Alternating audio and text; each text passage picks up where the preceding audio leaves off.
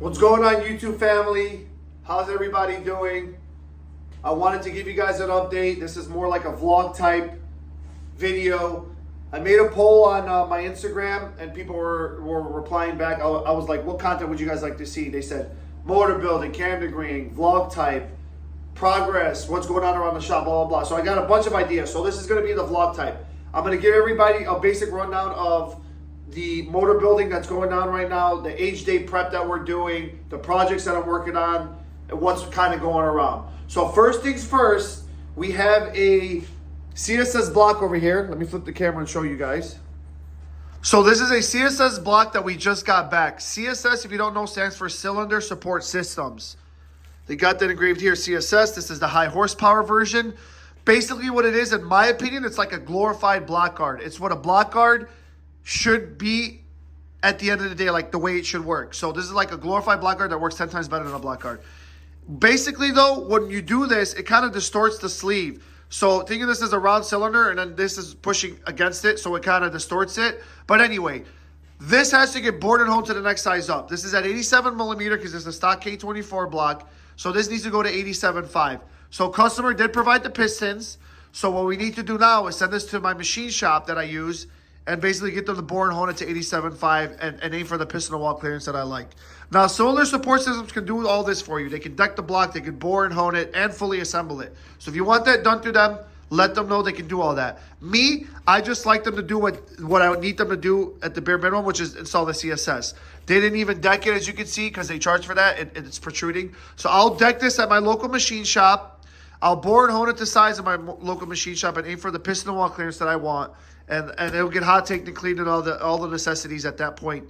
All the threads will be gone through and all that stuff. Anyway, so that's Patrick's motor that needs to go to the machine shop. Another motor that needs to go to the machine shop is Joey's Evo 10. So he's actually going to his own machine shop with this stuff. So what I got to do here is strip these down to bare block and bare head because his machine shop wants them like that, which in reality, every machine shop should want bare block and bare head. You never want to send it with your intake manifold and accessories like that. Yeah, you want it as a bare block, bare head. You would never want to take it to a machine shop with the turbo manifold, the intake manifold, the injectors, and all that. So I'll strip these down for them so that his machine shop can do what they got to do. He prefers that machine shop because I basically told him the wait time on my machine shop, and they're months out. My machine shop is a father-son ordeal, and they're backed up. You know what I mean? So you have to wait, and some guys don't want to wait. So when it comes to motor builds, if you guys do not want to wait, I suggest if it's a hot application, hit up these big shops, Ramey Racing, JBRE Engines, 4-Piston Racing. Hit them up. Get a motor that's ready to go from them, that's already built, and save yourself the downtime. This can be months. I tell people this all the time when I do motor builds. Like, this could be months. This customer, Patrick, knows that. These guys that have been waiting already know that. It can be months. You're probably thinking, like, how can you wait months on your motor? Well, look, in the Chicagoland area, we get hit with snow. So it snows for months. So if you want the ideal time to get your motor built, I would say November-ish, November, December-ish. Get your motor done. Because why? Because we got to fight with the snow for months. And it's like you're not going to bring your race car out. So ideal time, when you have to wait, 2 months for your machine shop to turn around your motor and for me to assemble and all that, November, December, man. That way you're out by the next season and by the time the snow's gone. So some guys that are fortunate enough in other states to not have snow and all that, and they want to get turned around quick, you gotta have to find a machine shop that's not busy, and that's kind of hard to do. They're always busy. Yeah, so those are the 2 motors that need to go to the machine shop. Now, at the machine shop, I have 3 things I gotta grab for them. I gotta grab my motor. So they got my 4-year-old motor over there. It's getting a fire ring setup, which I gotta cut a groove in the block for the fire rings and the copper gasket setup that I'll be running this year. On top of that, it's gonna get a cleanup hole and new rings. So my motor, like I said, it's 4 years old. It's the same block, same crank, same pistons and rods for 4 years at 50 plus pounds of boost, 1,300 plus wheel horsepower. So my motor has gone through a lot of abuse. So I don't expect it to live forever, but the fact that I got 4 years out of it, 4 seasons, it's not straight 4 years of beating on it. It's 4 seasons of me racing it with simple refreshing, head gaskets. Sometimes it needs valves. Especially with the 2-stepping and the high EGTs that we're doing, we kill valves and we kill head gaskets.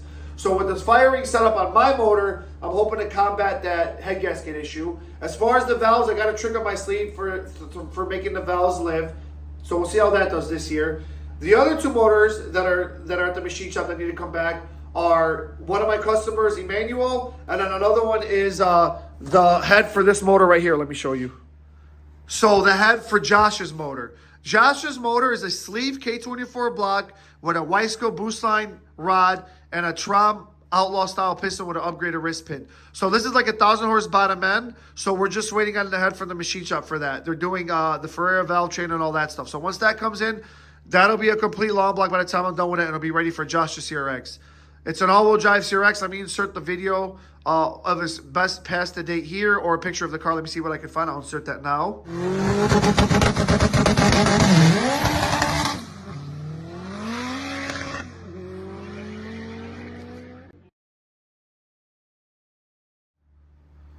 So yeah, that's Josh's motor.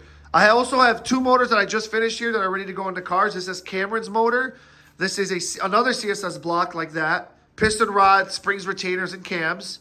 So that just needs, you know, the AN fittings on the valve cover welded up, and then the valve cover gasket put on, and an oil pan to be a fitting welded on that, and then that's good to go. This is a customer motor from an HNSI. Unfortunately, his motor kicked the rod out the block. We tuned it, and it's making high 500 horsepower, and it's been like that for 2 years. He did not expect that motor to last forever, so he knew it eventually blow up. So that motor blew up, so we built him a simple piston rod combo for his HNSI. So that one's done. Like I said, Josh's needs the head. And then on top of that, I need to get my motor back so I can get it ready for age day. So for my motor, it's going to get the copper gasket and the fire ring set up. It's going to get new valves and a whole refreshed kind of long block. So it'll get new rings, new bearings. So with my motor, it's been gone through for 4 years, 4 seasons. So the oil pump has 4 seasons on it. The crank, pistons, rods, block, everything's got 4 seasons of abuse on it. And every time a car comes out, it's on 50 pounds of booster more on the 76 millimeter turbo that I run. And on the dyno at like 52 pounds, we made high 1,300 wheel horsepower on the dyno. So it's coming out at 1,300 wheel horsepower every time, 50 plus pounds every time. So I'm trying to see how far I can go with just simply refreshing this motor every year. New bearings, new rings. Every season when it's winter here in the Chicagoland area and it snows, I rip apart my motor, I put new rings, new bearings, and I go over everything. Once in a while, I do need to toss valves in it. With the crazy two-stepping we do and how much boost we create on the anti-lag and two-step, we just create too much heat and it just kills the valves. But that's my motor. Another update I'm going to give you for AJ's is Nick the Bucket's car. So let's walk over and show you what's going on with Nick the Bucket's car. So here's Nick the Bucket's car. This car was out last year, and it actually went faster than my personal shop car. My personal shop car has been the best of an 8.3 at like 179. This thing's been an 8.1. A little bit faster than me. Basically, he kind of wanted to replicate my build. He's like, hey, I want what you have, you know, exactly what you have. I want my car to be like yours in a way. So, and look, he's faster than me. So I don't hold my customers back. This thing's been on a very basic setup. This has been on a CR-V differential with the Land Rover Freelander viscous. So this setup here is going to be tapped out now. It's hurting us. We're breaking the diff after every 5 passes, and we can't really launch as hard as we can. So he finally bought a wagon diff. So we are going to toss a wagon diff on here and remount the drive shaft to fit with the wagon diff. So, and another thing, we also ended the season with a problem with the car pulling hard to one side. Later find that the LSD failed on him. So I sent the LSD out. It got a brand new LSD rebuild. They found a couple things inside wrong. I'm going to try to post that video now. Let me give you guys a quick illustration on how an LSD differential can be bad. So you got these spline gears. So I'm just going to take this little axle stub thing that I made. You see how I can spin that? And it spins very good and clean. Look at this. I'm going to put it on this side of it. Nothing. I can't even spin it. If I actually take a ratchet to it, I can't spin it at all. Even if I hold the housing, I can't. Look. That's how you know that the diff is bad. So what happened was this side gear welded itself to the case from spinning so much. It just creates like metal on metal and it welds itself. So like here, let me see if I can pop this one off. If I can, yeah, there. So you see that? Let me see if I can wipe that. So basically, this side almost started to weld itself too. Do you see down there? So that's what happens is it tries to like weld itself literally. So this one's good. Like I said, this is how I test it. I can just spin it and they're all spinning. This one I know is locked up to the case, to the outer housing. So that's bad. So this gonna need to get sent out and get fixed. But that's how I know that was our issue. We had an issue with the car pulling to one side harder than the other, and it freaking rolling it into the shop. It's so hard to even make a 90-degree turn in the shop. So I knew something was definitely wrong in the diff. So yeah, basically the trans will get gone through with that rebuilt LSD. It's got lifetime warranty on the wave check. Not sure what happened or how that happened, but wave check, super cool company to work with.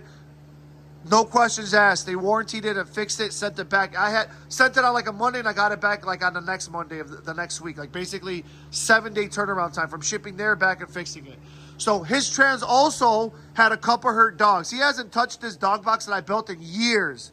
So it finally hurt a few dogs. So we got the dogs recut by Nate, at Nate Built. I recommend him for cutting your gears in Minnesota. Quick turnaround time, good friend of mine. So I like to support the good local companies. You know, good friends of mine, I like to support them. So thanks again, Nate Built, for the quick turnaround time. Recutting these dogs for me, for my spares. Look at that. That's beautiful cut. It's got to be...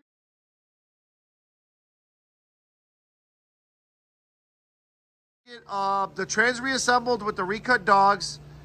The new LSD wave check in there. It'll get reassembled to my spec again. I'll check everything in the training, make sure nothing else is bad. We do want to upgrade to the KDN shift arm. I don't know if I have the... No, I don't have it, but I will show you guys. I'm trying to insert a clip here of that KDN arm. So yeah, with Nick's, we're going to do the KDN arm. We're going to put the trans back together with the recut dogs, with the refreshed LSD, and this car should be ready to rock. This car here is basically a spitting image of my car, but in the EK version now. He wasn't on the wagon setup, but now he will be. So now we can probably launch the car. The goal here is to go 7s, round after round after round, and be consistent. So the car now goes low 8s, and it competes, and it's very consistent, and it doesn't break, you know.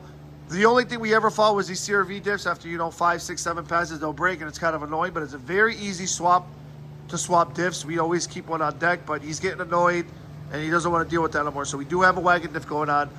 With the wagon diff, God willing, the car should go round after round after round.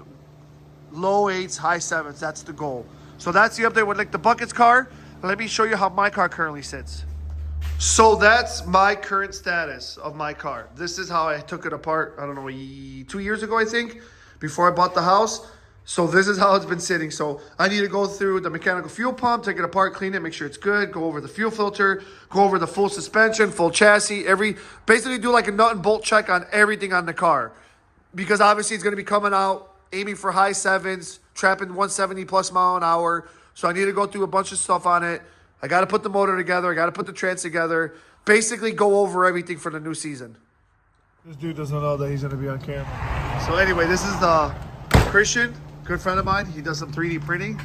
Yo, you're going to be on YouTube, bro. You're going to be YouTube famous. Yeah. So let's show the people what you got here. So he 3D prints whatever you want, whatever you need. He's got a mind and he can do whatever you want. So we're testing it on my brother's Integra right now for a CD7, right? Yeah, it's for a CD7. So that's the cluster mount for a CD7. So I've been fortunate enough to have different chassis in here that he can, you know, practice on and test fit. So he's got my brother's Integra here. Lead time, what's the lead time like? Typically 2 weeks. 2 weeks lead time. Yeah, so you don't have to wait months ahead. You don't have to wait months. So he's going to test fit that on my brother's car. I got to grab him the CD7, so I'll be right back because that's in my car. Grabbed in my CD7. He's going to pop it in, check the fitment, make sure it's a quality product with a good fitment, and then he's going to start selling it. Kind of dark in here, but that's kind of how we stand with the CD7. Like I said, this is just a test fit, but the shift lights can still be seen, so that's a good sign, and the fitment's pretty good and tight. So he's just going to perfect it from here. This is the second revision, so he might have to come back for a third one, but that's how picky him and I are. We want it perfect and a simple fit. So this is going to come back for a third revision, but he knows what he's got to do, so he'll go back and perfect. So as you saw, that cluster mount was white. He bought a red one the other day. It's normally black. He's been just playing around with the colors. The ones I've seen were red, white, and black so far. If somebody wanted that color, sure, he can do it, but I think black's going to be like the standard color. But he was just kind of playing around with different colors and stuff. So I got to insert the clip of mine in my car, but I had him take it back because it was red. I forgot. I thought I had here, but I didn't. Mine was red, and it just was sticking out. It was like looking too obvious as a red cluster mount. So he's printing me out a black one right now. So maybe that'll be in the next video, but I'll show you how the black one looks with his mount on my car. So I had like the Mako Motorsports one, and it worked great. With the Australian dollar compared to US dollar, had some good advantages. I got it, I think, for pretty cheap. When I converted like the US dollar to the Australian dollar, I think you pay like 160, 170 bucks, 180 bucks, somewhere around there shipped for that thing. It took over a month to come from Australia, if I'm not mistaken, because they had to like make it. There's a lead time and all that. But when it came, it fit great, but it started warping from heat, and like one of the tabs broke off. I don't know how they made it or what material they used, but Cristhian's is like a nice hard plastic, it seems like, whatever it is, but it's very, very stiff. So I'm going to be rocking his, but like I said, if you want it in a red or a white, he can do it. So I'll try to post his Instagram or his Facebook here, so you can DM him if you ever need anything. Just message him, say, hey, you saw a Boosty Built video, you do 3D printing, can you help me out with this, this, or this? So I'll put that here. All right, so we got Nick the Bucket's transmission all cleaned up and laid out. Everything was thoroughly cleaned, one by one, inspected by me. Everything looks great. I'm okay with reusing everything. So remember what we did. We did the second and third got recut, the dogs, and then the LSD got rebuilt by Wave Trek because it was one of the side gears was welding itself to the case, creating like a lock spool type front diff. That's where I was pulling him to that lock side. Now it's a regular operating differential like normal. So now I'll assemble everything here, and then we are waiting on the KDN arm to come. So I won't put the shifter arm yet, but I am going to window case this. Even though I've built this transmission before, and I know all the clearances are set, and I didn't really change anything major. Like, I did not swap the main components that change the shimming. So when it comes to the input shaft, only a couple things will affect the main shaft end plate, which would be like the size of the hub, the spacer collars, like these. Basically, the gears are free floating. They don't affect the actual clearance. So if you swap from like one PPG gear to like a brand new one, or you messed up the dogs and you're swapping from, you know, a used dog that's worn to like a brand new PPG gear, you do not have to reshim that because the gear is floating in here. That doesn't determine the clearance. Usually it's like the stack up of everything. I'll kind of see if I can show you a quick video of what I mean by the stack up. 1 second. So this is what I mean by the stack up. So these components here, the bearing, this collar, the fifth delete for the cuff, that collar, and then this 3/4 hub. That's what makes that stack high. If any of these parts were changed, that's gonna affect the end plate, the main shaft thrust. So if you're changing a needle bearing, if you're changing the third gear or the fourth gear, these will not affect the end plate. I just showed you what we would call the stack up. So basically, this is the stack up. Let me show you guys. I'm just assembling it with my hand right now. That's the stack up. So that right there, I could technically put all that inside the cases and shim it. This is the most important parts you need for shimming. Everything else that goes here, the needle bearings, the gear, the hub, and the sleeve, that does not affect the plate, the end plate. So hopefully that educated somebody on it. But like I said, everything's laid out here, cleaned. I'm gonna give everything a quick little coat of lube, and we're gonna assemble it all, and then we're just gonna wait for this KDN arm to come in.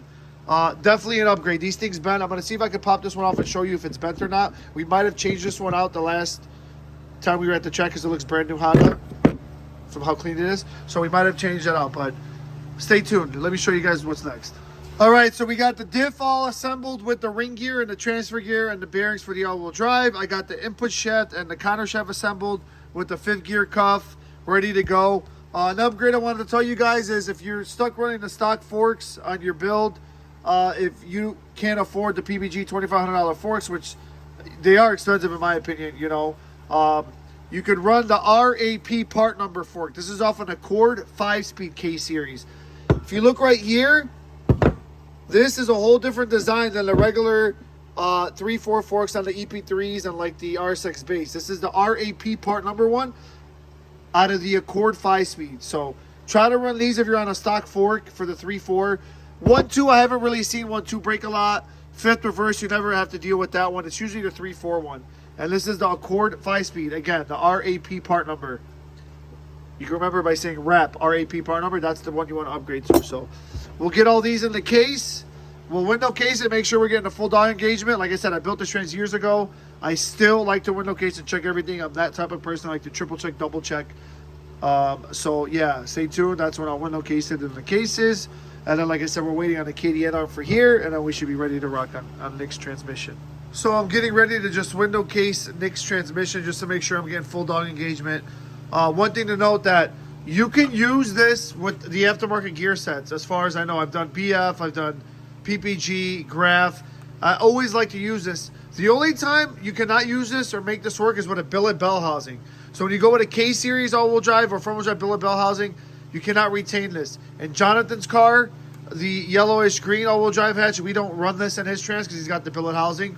But Bucket's car, Nick the Bucket's car and mine, still run the stock cast aluminum bell housing, so we both run this. This thing works great. It guides oil where it needs to go. It lubes all these areas where fluid comes out to shoot everywhere. So this is an old transmission. He's had it in his car for 2-3 years, easy. And everything's wearing in. It looks great. All the needle bearings, all the gears, like all the teeth profiles everywhere, all the teeth look great, like new. So I'm going to continue to keep using that because it's working. My car uses it. I've been on the same PPG gear set since 2015. That's 10 years. Yes, I've bought, replacement parts here and there, but like that gear set has lived so long. But obviously I've replaced a gear or two here or there, you know what I mean? But it's insane the life you'll get out of these if you actually like maintain them. So this is time to window case. I got a window cut out of an old case and I kind of want to address something I get asked a lot. People are like, wait, how are you going to run that case if you cut a hole out of it? Look, come on guys, common sense. We're not going to use that case. There's a hole in it. We're going to use the original case. But what this does is it checks everything in here from touching and contacting and engaging. So if, like, for instance, on a PPG, there's a little area here that touches second. There's a little area on the fork that touches first. So this allows me to look through here with a light and see certain things that you cannot see with the case closed. And then this also will see how much engagement I'm getting on all these dogs and if everything's working right. So it does not go back together like that. People are like, well, there are different cases, right? Is it going to change the shimming or the specs? No, it does not, because this case with these shims is made to work for this case, and this gear set. It's done. Once you put all this stuff in, back to normal, you're good. This is just window casing just to check. This is just like a check to see if everything here is engaging and moving the way it should, and it's not contacting everything. You'll see in this next clip what I'm going to show you about what the purpose of it is. But it's just like a tool used to check. You're never going to run this. People are like tweaking when they say, oh, how are you going to run that? There's a hole in it. You're not going to run this, guys. This is just a tool that I use and others use when assembling a transmission to check stuff. So stay tuned, watch this. So this is what it allows me to do. I can spin the trans in neutral right now. See that? Or I can go into here and spin the input shaft. I like to spin it through here. And then I can check if anywhere is going to contact or touch. For instance, I'll grab my light right here. And I'll just start looking everywhere. You know, like down there, that's where it touches first gear, but I have it shaved down. And then there's a few other spots that it touches. So it allows me to check that nothing's going to touch. And then a neutral, it allows me to see if anything's going to bind up. And then I can actually engage gears. Like there's fourth, there's third. See, third's all the way down, getting full engagement on the gear. Fourth is getting all engagement all the way up. You see how it's touching the gear all the way? This would be like a half engagement, right? I'm actually manipulating it by holding the arm, but watch. There would be like a half engagement. You'd have problems with it popping out of gear and whatnot, and you'd have either a bent fork, a bent selector, or whatnot. You'd have a bunch of worn parts somewhere that you'd have to diagnose and figure out. Same thing with third. That's all the way engaged, but if it was like half worn, it'd be like that.